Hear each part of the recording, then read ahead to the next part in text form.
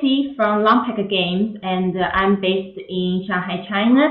And today you only see me in the online issue. So sorry because Daniel has the problem for his tooth, and he's very painful now. And today, let me welcome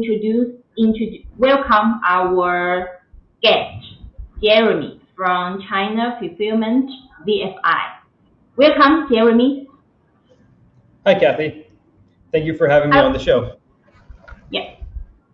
Nice to meet you. Yes. Yeah. It's a shame Daniel can't make it. Yeah. Would you please talk a bit, introduce about China VFI? Okay. So I guess we had earlier been talking about where VFI came from, right? So just to kind of give you a little introduction to where I started the company or why I started the company and then where it's grown to. So first off, I'm from Ohio. So I'm from Ohio State, I'm from the state of Ohio. I'm actually not a Buckeye, but anyways, I'm from Ohio, and I moved to China actually when I was a college student. So I went to school here and kind of fell in love with China. Saw how much it was growing as a country, and then I went back, got a master's, and then got a job over here in China as a purchasing manager. So I was doing a lot of logistics works in China for about 15 years. And about 4 or 5 years ago, yeah, I've been here for 20 years now. Wow. But I was doing that logistics work. But at the same time, I was also meeting a bunch of foreigners in this area, getting my kind of gaming group reestablished. I mean, I've been gaming for 23 or more years now. So, the gaming's in my blood. But we've got a gaming group over here in Xiamen, China, which is the city that we're in. And we were seeing the development of Kickstarter. And we were saying, oh, wow, there's this new game. And unlike before, where it was like Milton Bradley, Hasbro, those were you bought your games, maybe Avalon Hill, you were seeing new games pop up all the time on Kickstarter. And we were like, oh, well, let's go get these. So I was going to go to Kickstarter and buy some games and was looking at them, and it's like $40. Okay, so the game is like $40. Cool. The shipping to China could have been $30 or $40 from going to the US and then back to China. And then when it gets here, we'd be hit with the import taxes, another 20% or so when you add some fees. And then it wasn't even getting here some of the times, or getting here and it'd be crushed and damaged and totally destroyed. And so we were ending up paying like $60 to get a mangled board game over here in China. And that was like, this is terrible. And I was looking in Board Game Geek and other places, people are talking about these problems. And one guy said, we need a board game warehouse in China. And I started talking to my group and said, hey guys, why don't I try and fix Kickstarter for China? And they're like, oh yeah, go ahead. Well, I had actually a warehouse that I was already renting. So I went ahead and contacted a couple of publishers on Kickstarter whose games I was backing and said, hey, I'm in China. I do logistics now. I've got a warehouse. I would like to help you with your fulfillment in China. Shane Myerscough from Gray Fox Games was actually the first guy to say, yes, that sounds good to me. Let's give this a try. Yeah, I remember I meet you and Gray Fox, the customer, in Shanghai 5 years ago. Yeah, that's our first time to meet you in Shanghai. Yeah. Yeah, that's right. Because Shane was having trouble with another printer before he moved to LongPack, and he said, I really wanted to go to China. I want to see the production. And I said, hey, I also do QC work. So I came up with him. We went to visit your factory. We saw the game. It was Captain's Wager. So that was actually the first Kickstarter game that I fulfilled here in China. I think I did 12 copies or something like that. It was it wasn't a major campaign, but that was kind of like the first step in the process of getting this machine working. But Shane wanted not just China. He said, can you take care of Asia? And the problem wasn't just for us here in China. I mean, it seemed really painful for us because the game's being made in Shanghai or being made in Guangzhou, then it's going all the way to the US and then coming all the way back to us. And that's where all the problems were. But by keeping the games here in China, we're actually able to say, hey, it's not just for China, we're able to do Japan, Korea, Indonesia, Thailand. And so we started kind of right away dealing with all of these Asian countries that were close to us. Yes. Yep. So can you introduce a bit how many countries you normally to do for the fulfillment service for customers? Yeah. So obviously our main market should be China, but it's what I call zone 0 and zone 1. And these are my primary hub countries. So I guess we really need to know a little bit what a hub country is. This is the secret of why I am that free in Asia, is we've made partnerships with a bunch of retailers and distributors in other Asian countries. And so what we do is we get all the campaigns brought here, we do all the pick and pack here, and then we'll ship it to one of the most reputable game companies in that country. So in China, we do it, but we ship to Australia. So we send down to Aetherworks. They were doing Kickstarter fulfillment long before we were. We go over to Japan. We do Korea, Malaysia, Philippines, Singapore, Thailand. Yeah, so we cover all these main places. We've also actually begun to branch out because it was like, all right, cover Asia. Oh, we've got places that aren't in Asia that are also kind of a pain. So countries like South Africa, Brazil, the Middle East. Well, you could bring it to the US or Europe and then ship down to them. And you're still adding all that shipping, and then you've got to do the work there. Or you can just have it come to here from the factory direct, and then we can take care of those countries. But the problem all of the hubs have had for those 3 locations in particular, all of the major fulfillment companies have had, is not having a hub in those locations. And so we were shipping to some of those countries, and you'd go out and it would just get lost or damaged or taxed to ridiculous amounts. So we actually have set up hubs in those specific locations as well. So we have a partner in Brazil, we have a partner in South Africa, we have a partner in Israel, and we have a partner in the United Arab Emirates. So that actually helps us cover some of these harder ROW locations as well. ROW means rest of world, in case you were wondering.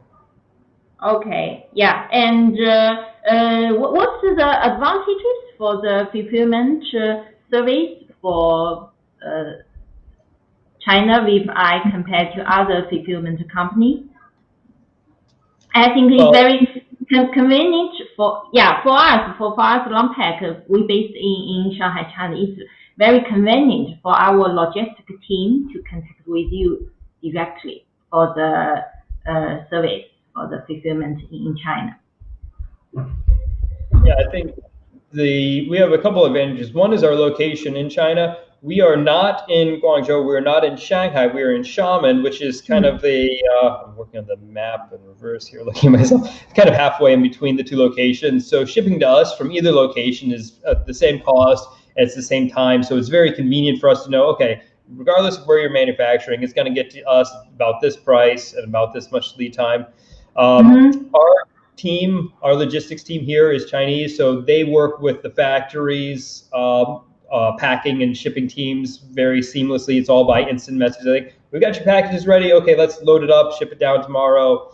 So our interaction with the factories are very good, very clean. We're using local trucking services that we've contracted with. So we're able to very smoothly manage the logistics in country. Once the games get here, we have the added advantage of knowing Asian gamers and the very particular nature about how they want their boxes.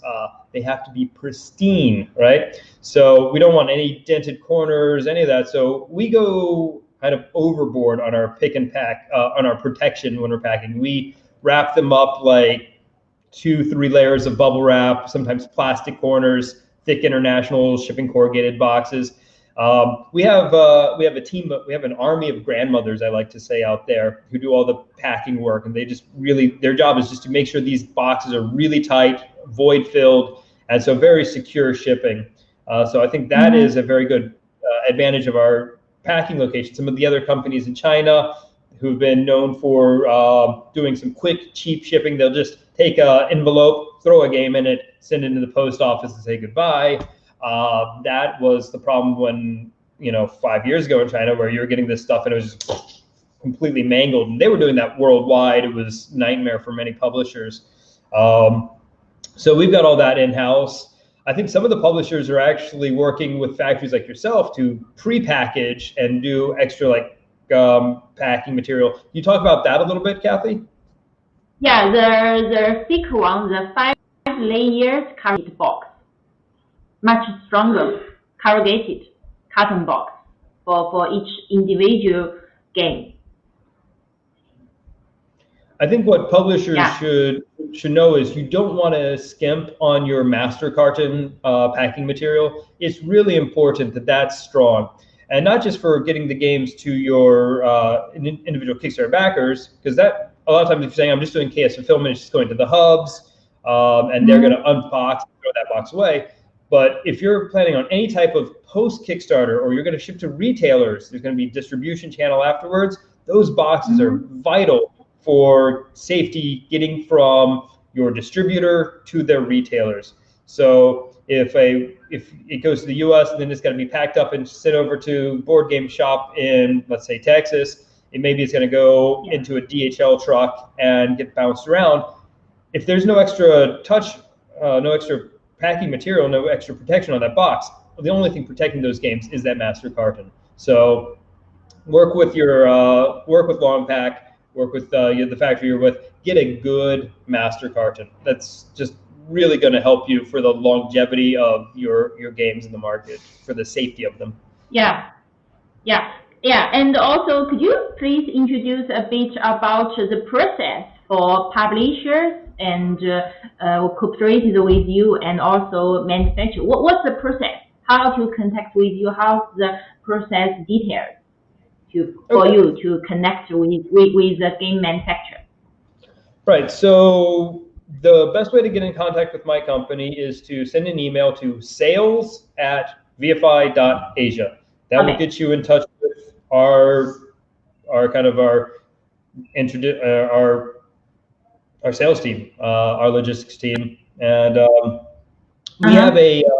we have one file. It's the rate sheet, whatever, introduction sheet, and we'll get that over to you. What it allows you to do is to just say, okay, my game is this big, it's going to weigh this much, and then it tells you the zone to ship to, and it gives you a price. So that's kind of like, how do I determine what my cost is going to be to use VFI Asia? It's just right in this Excel sheet. After that, you basically will connect your factory to our logistics team and say, VFI, pick this up from LongPack. And then we take care of it from there. You send us a backer list, you send us some money, and we get it all shipped out the door for you. So that's, I mean, I wanted to make it really streamlined. There's no special customs fees, no extra charges. I kind of lump it all in. So it's kind of like, this is the cost to get to location at this price, and that's it. So just send us an email and we'll get your campaign going. So in the beginning, publishers need to provide the detailed carton box size and net weight, gross weight, and SKU, and also the fulfillment each address for you to calculate it, the cost for the fulfillment cost, right? Right. So I think one of the important things for a publisher to work with the manufacturer is to get down accurate information about their game and to do a good bit of planning before they go into the Kickstarter. So what you're going to want to do is you're going to say, LongPack, this is my base game, but I've got an idea for a couple of expansions. These are the ideas. You want to plan that your expansions match your box and that you don't create something that increases dimensions too much. So it's going to be important to talk to the factory, like, how can we box this up? Can we box them together? What are the options for packaging material? How do we want to build all these? And I think LongPack can do a lot of work with that. So if you talk to your customer representative there. And our account manager, Yeah, account manager responsible for each project for publishers, and we can have some the advice for the suitable game box, because some game box may be much too big, because we know, this is for the Kickstarter, the backers. If we can suggest a much better suitable game box size, it will be save a lot in the future, the career cost in the fulfillment to the backer. So we, as the manufacturer, we can have the advice for publishers. And also in the beginning, when we calculated the quotation, we can have some the estimated the game component weight for each component. So then the publisher can have the idea for the rough weight for this game. They can check, use this weight information to check with you how much for the fulfillment cost. Yeah. Right. So what you're going to want to know is what is the actual weight and what is the volume weight of your box. And so that's what you do when you're going shipping. You need to know if the two of those is larger. So you want to get kind of a good estimate before you start your campaign. So your factory will give you, okay, we think it's going to be this big, it's going to weigh that much, and then pick the higher of those two, and then start talking to your shipping partners and say, okay, this is what they say the box is going to be, this is what the weight's going to be.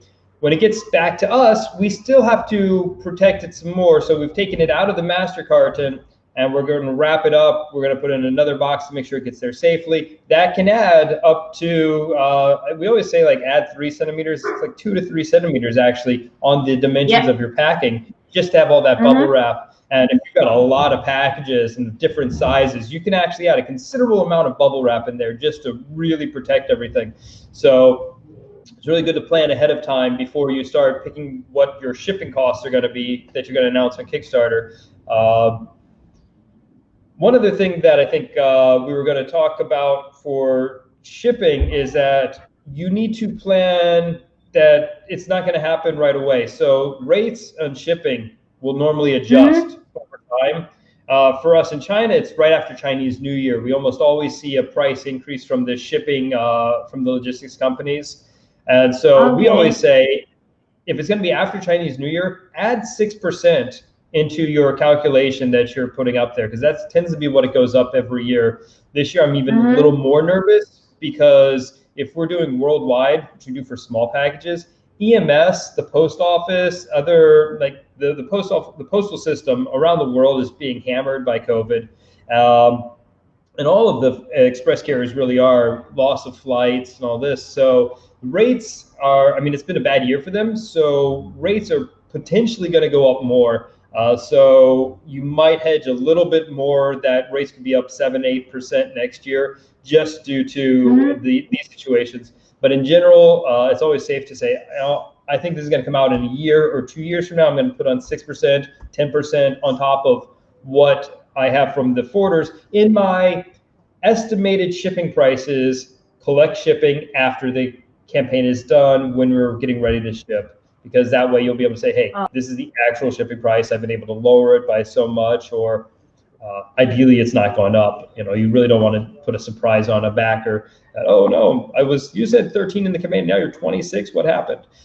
That would have been bad research. If you knew ahead of time that it was going to be like $20 and it's gone up a little bit over time, you said it was going to be, you think it's 22 and it comes out and it's like $21, but yeah, that's fine, because they knew in advance. But yeah, you definitely want to plan in advance before you start talking about delivery prices. And for VFI, except the fulfillment service, do you also provide the other service like the warehouse stock and other service for publishers? So we do have warehousing, but it's normally part of our post-campaign distribution business. So the kind of like the first part of VFI is what we've been talking about, the Kickstarter pick and pack and shipping services. What happened was, after we started doing that, we ended up having a lot of extra games here and getting some games that were really cool. And shout out to Stonemeyer Games. Jamie Stegmeyer one day said, VFI, we want you to be our distributor for retailers in Asia. And suddenly, like overnight, I told him, we're a distributor now. Okay, All right. So just so everyone knows, we're in distribution now. How do we do distribution business? So I got a sales manager to start reaching out to retailers in Asia, and that was actually what led to our distribution system, our hub system, is we started finding these retailers and say, hey, let's work together. Okay, you're doing really well in your market. So yes, after a campaign, we will often offer a publisher to do one of two choices. One, they can leave their stock here. They can continue to do fulfillment by themselves from their sales from, let's say, like Shopify or whatever their web store might be. So they're going to do their online sales. They'll send that to us weekly. We're not integrated, but just it's an email. Say, hey, this is my week's shipments. The other option is they could say, hey, VFI, you can go ahead and sell our games for us. And so then we talk to all the retailers, say, hey, these games are here. And then it goes to all of our 40 plus retailers across Asia and ROW that are interested in the games. So then we're actually shipping out. We ship probably almost as much in distribution as we do in KS fulfillment at this point, which is actually pretty cool. So that's kind of an option for publishers if they want to, have an immediate way to start or to continue to sell their games in Asia. They just say, hey, I've got this much extra games here. I'm going to leave them there. So then we can try and sell them. We can also try and run pre-orders so that we can have a good idea, kind of gauge what the market here is. If you want to know how well a game is going to do in Asia, look at its heat in the US or Europe, and that's going to tell you, because pretty much our market is entirely just copies the reviews from the US and the EU. Okay, yeah, that's good. And did you want to introduce a bit about the future plan for VFI? Global world domination. I should have a kitty cat here and petting it and be like, I was actually going to watch this. Anyways, no, what we're really focused on is what we've been continuing to do is slow, kind of gradual growth every time. So if we pick up a new publisher, we can add them into our distribution. If we pick up a new retailer, we have more access into a country. There are still countries that we aren't partnered up with. I'd like to get a better partner in India. I'd like to get a partner in India. We've started to do some retail sales there, but I don't have a hub there yet. India is still a little difficult place for us to ship to. I would like to improve just in general. We're working on Mexico now, which seems a little strange to me, but anyways, I'd like to be able to cover Mexico maybe a little bit better into South America and Central America. Just the ROW places. If we can come up with good services to those locations, that would be really great. Also, I love to increase the amount of publishers that we have in here for distribution, because that gives the retailers here an ever-growing selection of games that they can buy. So we have hundreds, thousands of titles. We have thousands of titles here that they can choose from and consolidate together. So the more that we have in here in-house to pack together to ship off to the stores, the better for the stores and for the gamers across Asia. Okay, yeah, glad to know. And did you also have some advice, suggestions for some new publishers about the Kickstarter caption fulfillment service? Any advice? Well, one thing to know is that in the logistics chain, there's not a lot of secrets. So don't feel like, oh, I don't want to tell VFI that I'm also working with this company in Europe when I'm working with this guy in the US. Or don't be afraid about saying, okay, I'm going to use this factory and this factory and this factory and have them all ship parts together at the same time. Connect us together. So you can say in an email, Jeremy, I'm working with Kathy at LongPack, and I've actually got OTX going to do my shipping to the US, and these guys are going to be in Europe doing this stuff, and I might actually need you to ship something from here to Europe for me to a European fulfillment hub. There's not a lot of secrets in it. We all know each other at this point, and our job is logistics, just making sure everything moves smoothly. So just go ahead, just say, hey, this is what we're doing. A lot of the companies who've got really good plans have an email that says, you're my logistics team. You get this done, you get this done, you get this done. Oh, there's an issue, come back to here. And we all work together, and that works really smoothly. And so I think that's a really good plan for just kind of to work on that type of structure. Think about this, your campaign, your financing, your logistics, your fulfillment as the biggest euro you will ever do.